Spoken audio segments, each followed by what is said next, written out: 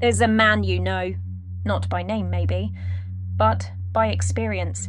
He's the kind of man who gives everything: time, energy, love, loyalty. But somehow, he's always the one left last, overlooked, undervalued, forgotten. In relationships, he's the fixer, the forgiver, the one who stays while they self-destruct. At work, he does the overtime, picks up the slack, swallows the disrespect, and still gets told he's not a team player. With friends, he's the reliable one, until he's not needed. Then silence, the worst part. He thinks he's the problem. He thinks he just needs to be more kind, more patient, more agreeable. And maybe then he'll be respected. But let me tell you something that might land like a punch to the gut. People don't respect you because you're good. They respect you because you respect yourself. And if you don't, they won't. Not because they're cruel, but because people are mirrors. They reflect how you treat yourself. See, the man I'm describing once found out his partner was cheating on him. Not once, not even with one person, but constantly. Lunchtimes, weekends, one-night stands on rotation. He found the evidence, and he stayed. Why? Because he felt responsible for them. Because they were damaged. Because walking away felt cruel. Because he'd rather be betrayed than be alone. Do you see it yet? He wasn't being kind. He was being self-abandoning. And the cost of that decision wasn't just his heartbreak, it was his identity.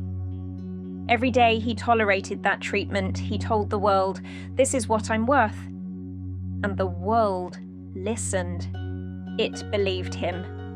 And it matched him. You don't rise in people's eyes by sacrificing yourself. You rise when you say, "I don't need to be chosen to be valuable. I choose me." That's where the confusion begins, because deep down, every human being wants to be respected. But we're conditioned, trained, to seek something cheaper, approval. You got the gold star for silence, not for speaking up.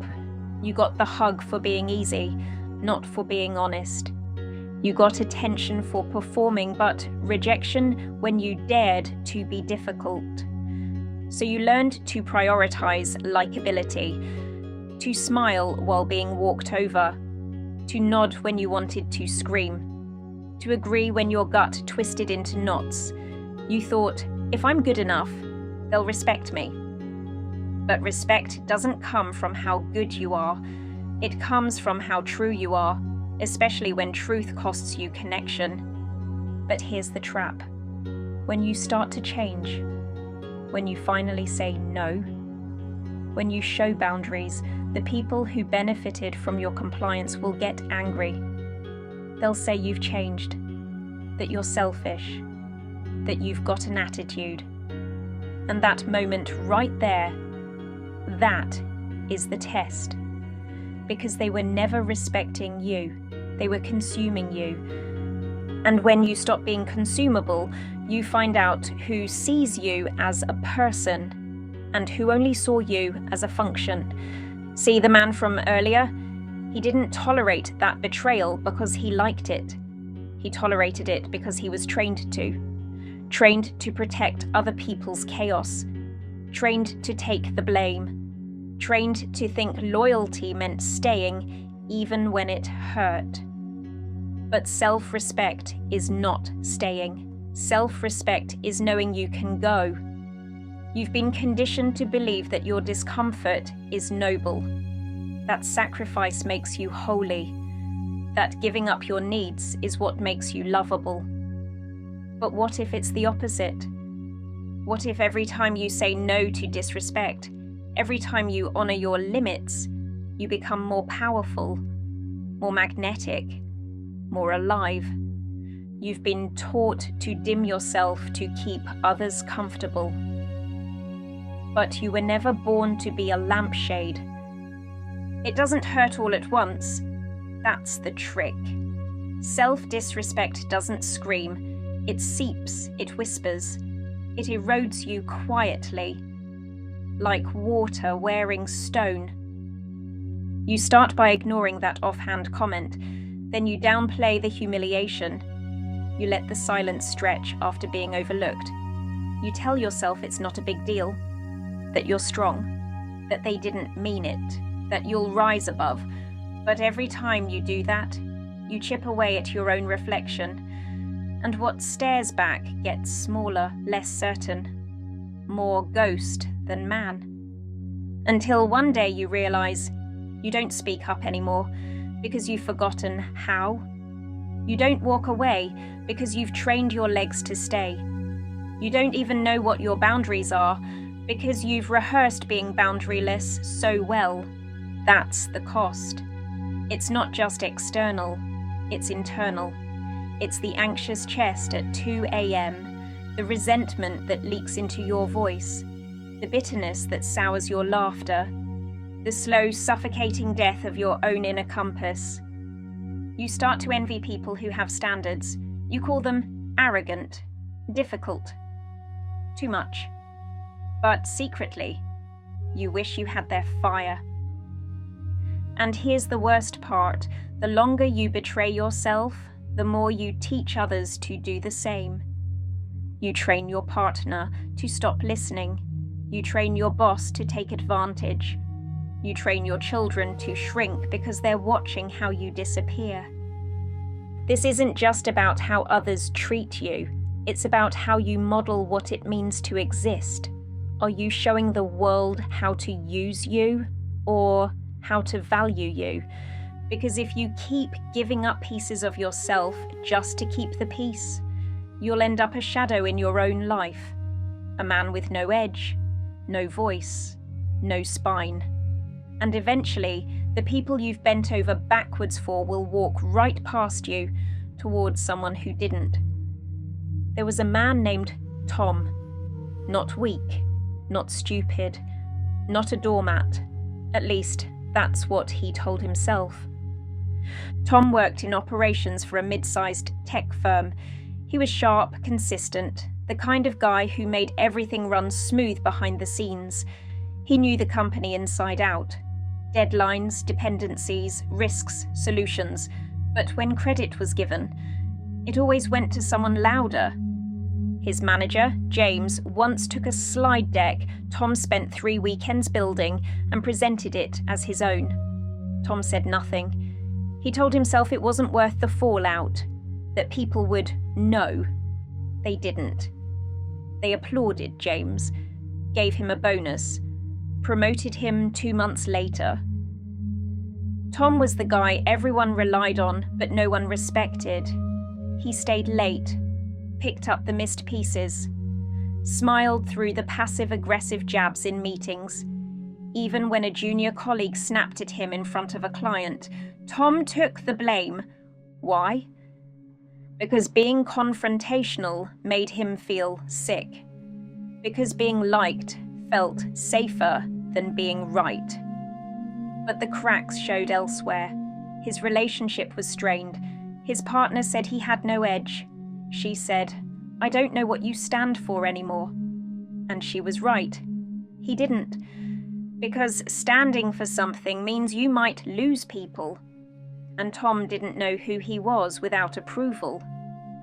Then came the project that broke him. A new director came in. Didn't know Tom. Didn't care to know Tom. She made changes, scrapped his systems, delegated his responsibilities to a consultant half his age. Tom worked twice as hard to prove his worth. He got sick, literally, burned out, exhausted, spent weeks on stress leave. And when he returned, his nameplate had been moved, not out of cruelty, just casually, like he was replaceable. And in that moment, it hit him. He wasn't being punished. He was being mirrored. Everyone else was just reflecting what he had trained them to believe. That he didn't matter. That he was background noise. That you could walk through him like fog and feel nothing. And so, for the first time in his career, Tom said no. He challenged a policy in the Monday meeting. He defended a junior who was scapegoated. He reclaimed his systems. He stopped staying late. Some people didn't like it. Good. That's how he knew he was changing. Because respect doesn't begin with applause. It begins with friction. There comes a moment, maybe not loud, but seismic, when you stop asking, "Why are they treating me like this?" And you start asking, "Why am I allowing it?" That shift is everything, because the real heartbreak isn't what they did, it's what you did in response. The silence you offered in place of boundaries, the grace you gave when it was unearned, the excuses you made, not for them, but for yourself. Because if they weren't the problem, then you had to change, and that scared you more than being hurt again. But here's the twist. You keep blaming the world for not respecting you, while you model every day what not respecting you looks like. You're the blueprint. You're the one teaching them how to treat you. You don't like how they speak to you, but you don't correct them. You feel undervalued, but you never show your real worth. You want loyalty, but you betray yourself daily to keep peace. And deep down, you know it. The discomfort in your gut isn't just about how they treat you. It's about the version of you who keeps letting it slide. That's where power begins. When you stop outsourcing your self-worth. When you stop waiting to be chosen and start choosing yourself. It doesn't mean becoming cold. It means becoming clear. It means saying, "I will not tolerate being spoken to like this. I will not trade my time, my peace, my dignity for scraps. I am not available for relationships that cost me my identity." You want to know why respect feels rare? Because most people are too busy trying to be liked, but respect requires something else. It requires standards, consequences, conviction. And that means being willing to lose people who only stayed because they could walk on you. Let them go. If they only liked you soft, compliant, apologetic, then they never really saw you to begin with. They saw a reflection of what they needed. And now you're done being a mirror. You're becoming the fire. Alfred Adler, the godfather of inferiority and overcompensation, didn't waste time sugarcoating human nature. He said something most people don't want to hear. We are not the victims of our circumstances. We are the architects of our beliefs, and those beliefs shape our lives. When it comes to self-respect, Adler would ask one question: what do you truly believe you're worth? Because no matter what you say with your mouth, your actions tell the truth. The person who stays in a toxic relationship isn't just scared of being alone, they believe that love is earned through suffering, that loyalty is proven through endurance, that care comes only after sacrifice. And those beliefs, they're not facts, they're childhood conclusions, decisions you made in rooms you couldn't leave. Adler called them private logic, the internal rules we create early on to make sense of pain. Rules like, if I'm useful, they'll keep me. If I stay quiet, I'll be safe. If I'm good, I'll be loved. And you carry those into adulthood like gospel.